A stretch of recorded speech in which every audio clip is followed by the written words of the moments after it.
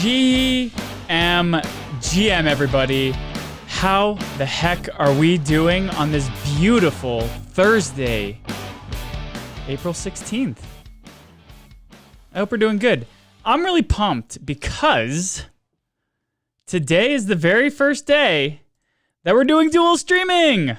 I'm excited about this. We're both on X and YouTube today. So congratulations to Restream for being the partner, I guess, or the tool, the tech that we're using for this awesome little test.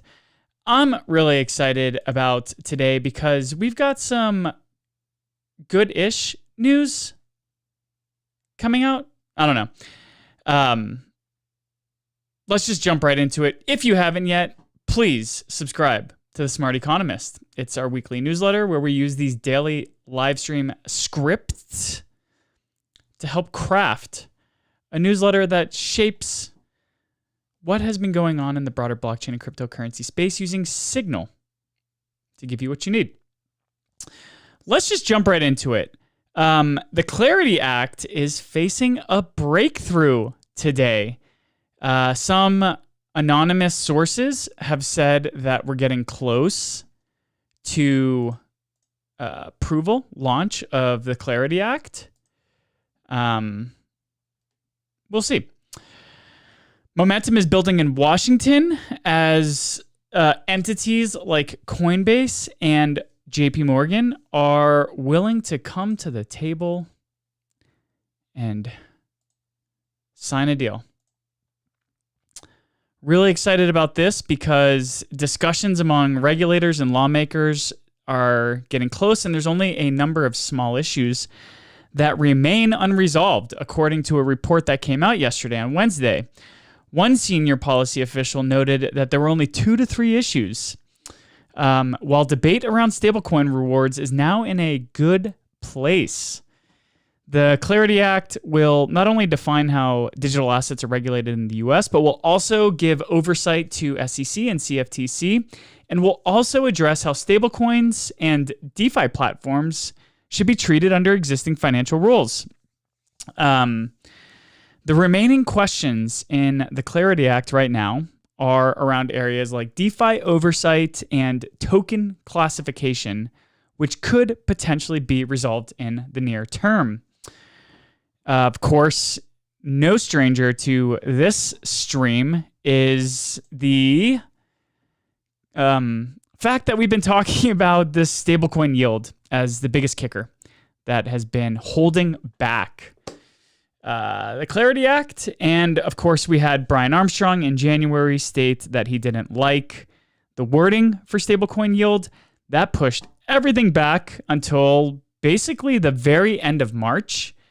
But the problem was when things started looking better in March, Congress went on a 2-week break for Easter break. And during that time, Armstrong went on the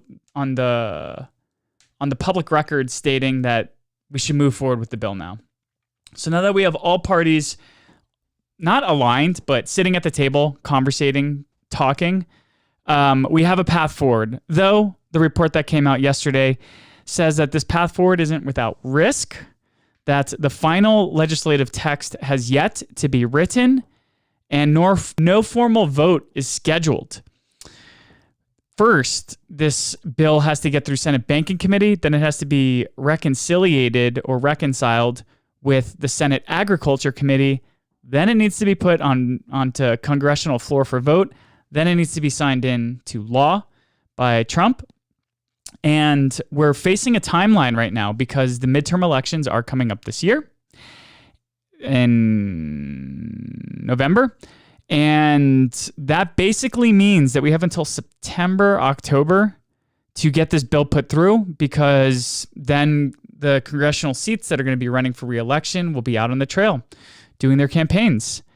So that being said, also, because Trump and the Republicans leaned so much into being pro-crypto in their 2024 election runs, that became a bipartisan issue for blockchain and crypto. And so now Democrats are by default not pro crypto. And so if we do see the swing back in House and Congress back to the Dems, then there's a lot of support that could be lost for potential future blockchain and crypto legislation. And so really the time to strike is now. Anyways, for now, the direction of travel appears clear. And as one policy advisor put it, there's no such thing as a perfect bill. So progress, friends. I know that politics is not very sexy, but hey, I will take positive direction on the Clarity Act. Drift, who suffered the 9th largest hack ever a couple of weeks ago, has secured up to $127 million from Tether for its user recovery fund and is pivoting away from USDC. The Drift protocol says that it's secured a recovery package of up to $127.5 million following its April 1 exploit. The package is structured around a mix of capital and ongoing support. It includes $100 million revenue-linked credit facility, an ecosystem grant, and loans to market makers, with funds directed towards a dedicated recovery pool for affected users. This pool is designed to address $295 million in outstanding user losses, and there will be a new token, a claims token. This kind of reminds me of the Leo token from back in the day. Gosh, what exchange was that? Was it Bitfinex? No, Bittrex? Folks, I'm old enough to not remember what exchange it was. But the Leo token was given out to an exchange that suffered from a malicious act. And it was made so that it could be a secondary token, a market that could trade on the secondary, a token that could trade on the secondary markets. Sorry, guys, my coffee is out of my system and I've been up in meetings since 6 a.m. today. But the Leo token ultimately ended up rising in so much value that it not only if you sold it at the right time, not only would you have been able to recoup your losses, but you would have also been able to make gains. And so that's what it looks token on the Drift platform is going to represent, a claims token that can be used as a separate recovery token to impacted users. This token will be distinct and different from the Drift governance asset and will represent a claim on the recovery pool and will be transferable, allowing users to access liquidity ahead of full repayment according to the incident report that was released today, on April 16th. Additionally, Drift is moving its settlement layer from USDC to USDT, with Tether providing a market-making support facility to help ensure that there's adequate liquidity on launch. This change from USDC to USDT also comes amidst Zach XBT's revelations and critizations.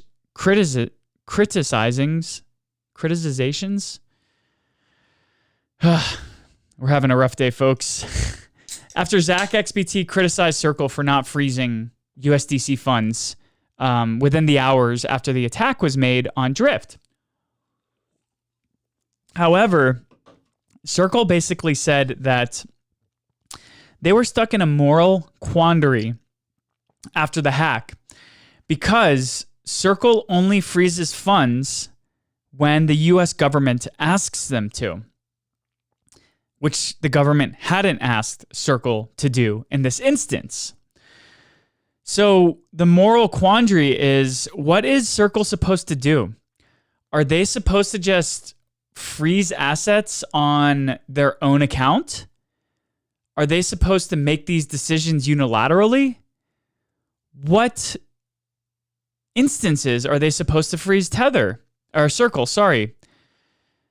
If we have Circle just freezing funds what's the line? Sure, in this instance, we can argue that it would have been fantastic for Circle to have frozen that stolen USDC, hundreds of millions of dollars that could have been frozen. But what's to state that in another case, we don't just go out and criticize Circle for freezing funds of whoever they want? What if it's an enemy, a political enemy, a business enemy, or or the market perceives that sort of action? What's the line? And I can understand why Circle didn't move to freeze the stolen USDC, even though in this instance it would have made a lot of sense. Ergo, the moral quandary. And I think as much as it stinks to see these funds get permanently lost, I don't know. Circle is in a catch-22. Damned if they did and damned if they didn't.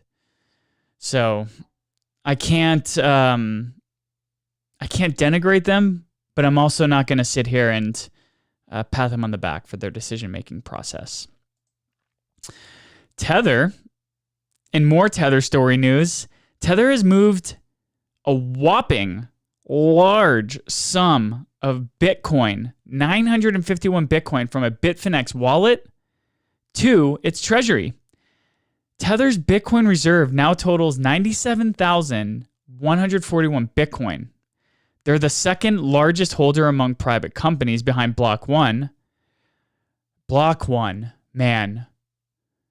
Wow. Blast from the past.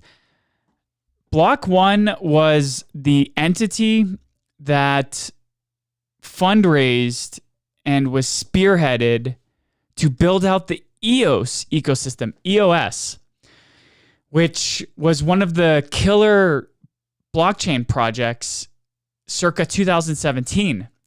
It was in the running to be one of the first ETH killers. Alongside Neo, Qtum was EOS. And what ended up happening, EOS was super complex to understand. You had to have a token and then pay for RAM as well as for other compute.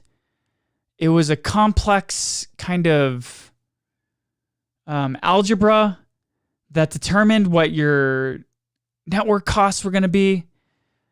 It was super confusing, but it was one of like the original smart contract platforms outside of Ethereum. And so Block One raised just a ton of money. I believe in 2019 or 2020, don't hold my feet to the fire on this one, but they were sitting on about $4 billion in holdings. And that was 2020. That was during like just after the post-ICO bear market. And Block One is still around. They're still sitting on tons and tons of tokens. They have more than 97,000 Bitcoin. But they're not building out the EOS ecosystem. I don't know what Block One's doing. But this news article isn't about Block One. It's about Tether. Just wanted to point out the absolute sheer amount of Bitcoin that Tether is sitting on. Also, just really cool to see a blockchain native company building out their Bitcoin treasury. Speaking of Bitcoin, let's jump into the Cypherpunk Speakeasy and talk about Quantum. Adam Back is finally talking about Quantum. In Q1 of 2026, I'm going to put words into the market's perspective. He was famously anti-caring about Quantum. I believe he was one of the voices that basically just said, Quantum is far away. We don't have to worry about it. We'll worry about Quantum when it starts to become more and more apparent that this is going to be a problem. Well, now Adam Back told Paris Blockchain Week attendees on yesterday, that Bitcoin developers should start building optional quantum-resistant quantum resistant upgrades now. Even if current quantum computers remain essentially lab experiments, there it is. There's his bias from his previous stances. Stating that quantum progress has been incremental over the 25 years that he's been tracking the field. I would argue that the Google paper that came out 2 weeks ago on quantum has highlighted that this is now more of a significant risk rather than something that will incrementally grow. That being said, Back went on to say, preparation is key. Making changes in a controlled way is far safer than reacting in a crisis. This is largely a response to BIP 361 that Jameson Lopp and others co-authored and released this week, stating that quantum-affected wallets should be frozen. And then if a user wants to claim the assets from those quantum-affected wallets, they should use a ZK proof to prove that those wallets were theirs. And all of Bitcoin is now, a lot of the Bitcoin community is up in arms or in a tizzy, whatever you want to call it right now, because folks are like, why would we allow anyone to steal your Bitcoin? Not your keys, not your coin. Why would you let anyone steal your Bitcoin? Completely ignoring the fact that unless we act, a bad actor with access to quantum computing and tons of qubits at their disposal can steal these Bitcoin, which is low-hanging fruit in the grand scheme of things. Back is also stating that Blockstream is working on testing quantum-resistant transaction signatures on their sidechain Liquid, and that Taproot was designed to flexibly allow new signature methods without disrupting anyone currently using the network. The BIP 361 proposal would phase out quantum vulnerable addresses on a fixed 5-year timeline and freeze any coins that fail to migrate, including all of Satoshi's Bitcoin and an estimated 5.6 million coins that haven't moved in over a decade. So we're starting to see the debate, the conversation about quantum playing out in the Bitcoin ecosystem. And CoinDesk accurately points out that these two positions between Camp Lopp and Camp Back are representing the core disagreement shaping Bitcoin's quantum debate, which, first of all, guys, we're winning if Bitcoin is debating quantum. At least they're talking about it now. This was ignored for so long. Where Back is betting on developers that can coordinate quickly if the threat accelerates, and Lopp is betting that those developers will not coordinate quickly, and that a scheduled freeze is the only way to avoid a disorderly migration under pressure. We will be keeping our ears to the ground for more Bitcoin quantum-resistant news. In other blockchain ecosystem news, 00, which is an infrastructure play co-founded by former Smart Economy podcast guest Austin Federa, is launching a new project called 00 Edge, which will offer a real-time feed of raw data from the Solana blockchain, giving traders faster access to information that can influence prices. Earlier this week or last week, we spoke about the inherent benefit, value, edge that traders located close to Tokyo have because they have a 200 to 300 millisecond advantage over traders in Europe and the US because of their proximity to exchanges that are hosted on the AWS server region in Japan or around Japan. And that's because information has to travel through physical fiber optic networks. And because of physics, the farther something away is from the source of that information generated, the longer it will take for endpoints farther away from that generation source to receive that information. So 00 is a infrastructure network of fiber optics connecting to existing infrastructure. They're, I guess you could call them an aggregator of fiber optic pipelines. Building high-speed data infrastructure for blockchains like Solana, because that's where Austin and likely his co-founders, I'm not sure what ecosystem his co-founders were working in beforehand, but Austin Federa was with the Solana Foundation, and they're rolling out this new 00 Edge to speed up how trading firms can access crypto market data, which this article points out is a sign of growing demand for Wall Street style systems in digital asset markets. 00 Edge went live today, and its first offering is a real-time feed of raw data from the Solana blockchain. That being said, I do believe that Team & Co. intends to offer this infrastructure for other blockchain ecosystems. And let's just point out, I highlighted this paragraph that pointed out where in TradFi, exchanges rely on specialized networks to deliver data at high speed, but crypto markets depend on the public internet, a setup that can introduce delays and inconsistencies. 00 is trying to change that by building a dedicated system designed specifically for on-chain data. This matters for high-frequency trading firms where even small speed improvements can translate into a competitive edge.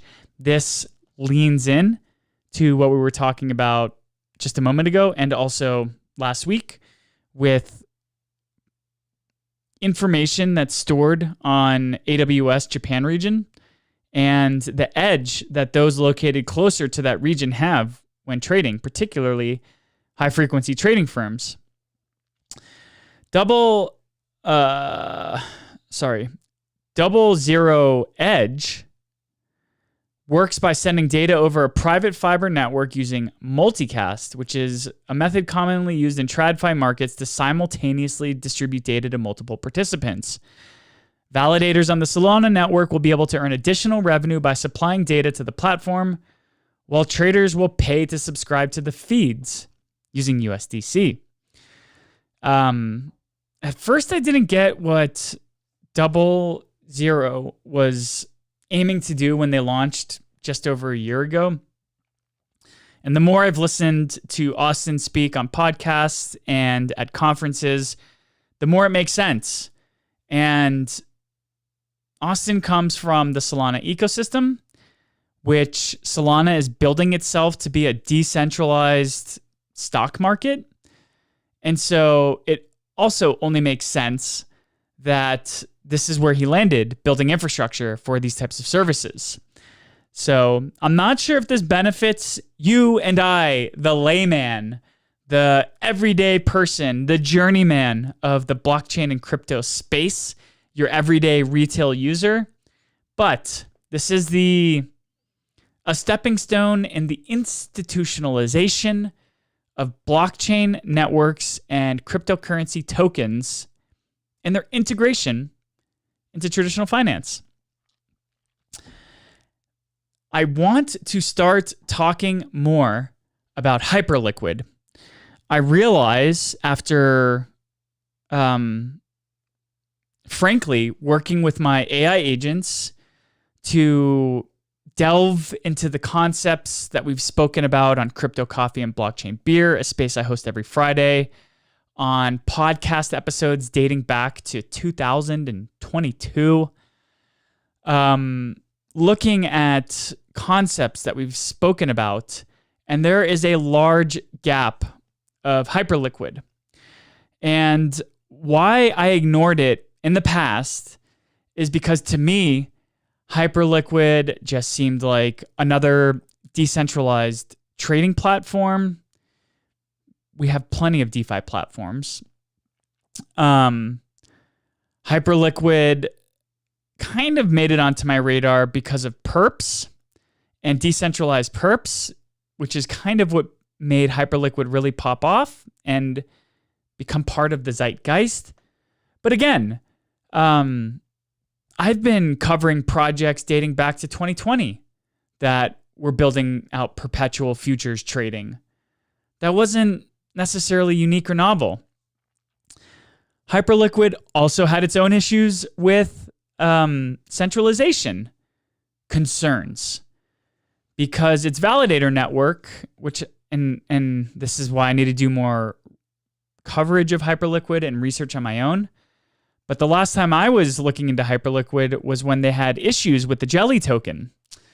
And that was when somebody basically manipulated the price of this meme coin called Jelly to the point where the Hyperliquid validator network had to freeze everything with a 3 out of 4 multi-sig vote, meaning there were only 4 validators on the Hyperliquid network, which to me doesn't scream strongly on the decentralized end of the centralization spectrum.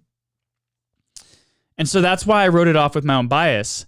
But that being said, a lot of macro traders have exposure to the Hype token. There's clearly something that Hyperliquid has done to capture the minds of traditional finance. They just launched HIP-3 earlier this year, which enabled perps trading and tokenized equity exposure as well. And HIP-3 is actually starting to see a lot of activity and use. This story talks about how Hyperliquid's HIP-3 markets hit a record high of $2.38 billion in open interest last week. HIP-3's growth trajectory has been staggering from just around $280 million in OI at the beginning of the year to crossing to $1 billion less than a month later and $2 billion by the end of the quarter. This is why I realized I apologize for never covering Hyperliquid to any guests of the Smart Economy podcast, Crypto Coffee and Blockchain Beer listeners, or Daily Digital Download listeners, because I had my own bias and I was wrong. Hyperliquid is capturing the hearts and the minds of TradFi traders because of one reason and one reason alone. And this is a thesis that we're going to see play out more and more and more as we see more TradFis come on chain and more blockchain ecosystems institutionalize. And this is the paragraph that I want to highlight for that reason. On the Hyperliquid platform itself, only 3 of the top 10 markets by volume are crypto pairs. The rest are tokenized equity and commodity futures such as NASDAQ proxies, oil, gold, silver, and the S&P 500. There you have it. The largest markets aren't crypto pairs on Hyperliquid. They're tokenized pairs of equities, commodities, and RWAs. And why is this a big deal? Because the thesis that people want to trade 24/7 is playing out in real time. Before we had decentralized perps markets and RWAs on chain, the only proxy that we had for how the world was going to respond to events, global events, military events, geopolitical events that took place on the weekend was to see how Bitcoin reacted, because that was the most liquid 24/7 market. And I have realized the error of my ways, because what Hyperliquid has done is made it possible for these views of weekend activities to now show themselves in how people trade correlating assets on Hyperliquid. For instance, if there is an issue with the Strait of Hormuz being shut down, the price of oil is going to go up because the markets are pricing in the fact that we're going to get less access to oil, and therefore, because demand is the same and only increasing as more and more people are on the planet that use oil-based materials such as plastics or vehicles or travel or what have you, that as supply decreases and demand increases, that's only going to push the price for that thing up. And so typically speaking, it's oil that right now is reacting mostly to all of the Strait of Hormuz issues in Iran and how the U.S. is doing military strategy in Iran. Well, if something happens on the weekend, you have to wait till Monday to be able to trade oil or what have you. Not anymore. On Hyperliquid, now that their oil representation's tokenized, now we can see on the weekend oil reacting in real time to news that takes place over the weekend. And that's why this Hyperliquid story is a big deal, because 7 out of the 10 markets by volume are RWAs. And now the rest of the world, non-blockchain and crypto natives, are using Hyperliquid to be able to trade 24/7. Traders are increasingly seeking exposure to equities and commodities outside of traditional market hours, and HIP-3 provides that without intermediaries and with crypto native settlement.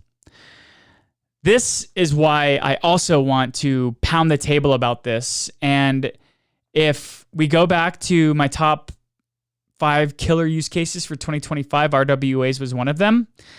Because blockchain is 24/7. I mean, with Bitcoin, every 10 minutes a new block is minted, regardless of what wars are happening around the world or what have you. Ultimately, eventually, the end game is that TradFi comes onto blockchain rails. And so now, with HIP-3 on Hyperliquid at $2.38 billion in open interest, things are going to start getting interesting here. The $5 billion open interest mark is where HIP-3 on Hyperliquid begins to generate enough volume and liquidity to attract market makers currently operating on the CME and CBOE, which are regulated exchanges here in the US, regulated commodities exchanges here in the US. When OI doubles on Hyperliquid HIP-3, then we start to see a world where the free market is going to start telling traditional financial operators and entities, maybe you want to look at using blockchain native solutions like Hyperliquid and HIP-3 because you might have less fees there, your revenue might increase, or that's where your actual users are going to be. Super fascinating. And I'm really kicking myself in the ass for not paying attention to Hyperliquid more seriously over the past year or two. And then this article ends with, there's a good possibility that HIP-3 expands beyond perps into spot tokenized equities, which would represent a more direct challenge to traditional stock exchanges. It would almost certainly accelerate regulatory response. So this is a signal. Hyperliquid is the signal. If it continues to just aggregate more users, more TradFi users, TradFi entities, then we're going to see an acceleration in regulatory responses, forcing the hand of regulators all over the world to look at how they can embed safety and security for blockchain-enabled solutions. This is just great. Is it sexy to the cypherpunk? No. But this is what adoption looks like, and this is how blockchain becomes mainstream, and this is how blockchain gets cemented into our day-to-day lives. I want to wrap up today's Daily Digital Download with just some really, really quick, high-level U.S. policy stuff. In the U.S., there's something called a PAC. And that PAC is an aggregation of individuals and people who donated money. And that money can go towards candidates that are running for Congress or for office in general. The second largest PAC is a crypto PAC. The first is George Soros's PAC. And basically what pro-crypto PACs do is they invest into pro-crypto candidates. And so I have two pieces of news today, really quickly. The Cantor Fitzgerald and Cantor Fitzgerald and Tether. Cantor Fitzgerald is the bank that housed Tether's assets for many, many, many years, a decade plus. They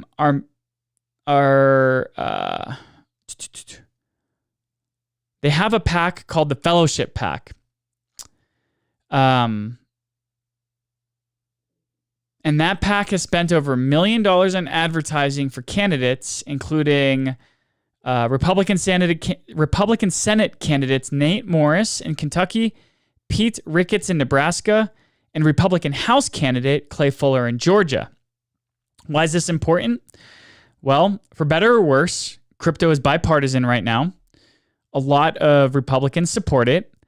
And with pro-crypto legislation and just crypto at the forefront of U.S. policy, and increasingly so over the past few years, we generally want to see pro-crypto people in office. I personally don't care what side of the aisle they're on, whether they're blue or red, whether they're 35 or 72. I don't care. I just want to see pro-crypto. And so this is an interesting piece of news because we're seeing another PAC come out and support pro-crypto candidates. But also, the Sentinel Action Fund, which is a Solana Institute-backed super PAC, poured $8 million into Republican Senator John Husted, who is running against Sherrod Brown in the upcoming race. Just go back to 2023, 2022, and look up Sherrod Brown's terrible takes on blockchain and crypto. And frankly, Brown's want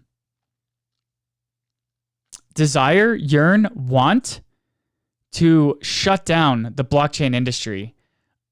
Brown is a staunch proponent of blockchain and crypto. And I mean, if you're pro-crypto in the US, you do not want to see this guy in office or in Senate. Especially right now. We want pro-crypto folks in Senate. And if Senate flips pro-Democrat, more Democrat, then we really want to have more staunch pro-crypto folks because it will be more difficult to get pro-crypto legislation passed in a forthcoming potential Democrat-leaning Senate. Sentinel Action Fund also received backing from the Solana Institute and Multicoin Capital, a crypto-focused venture capital fund. Well, folks, that does it for today's Daily Digital Download. If you haven't yet, please subscribe to the Smart Economist newsletter at thesmarteconomist.beehiiv.com. And we release a weekly newsletter filled with alpha, filled with nothing but signal, based off of what we spoke about this week and what other talking heads in the blockchain and cryptocurrency space have missed. This was our first dual stream of the Daily Digital Download on YouTube and X. So I hope to make this better, smoother, what have you in the future. Sorry that today said test. But you know what? The show goes on, and we will continue to make content for you guys. So thank you so much for tuning into the Daily Digital Download today, and we'll catch you tomorrow on Friday.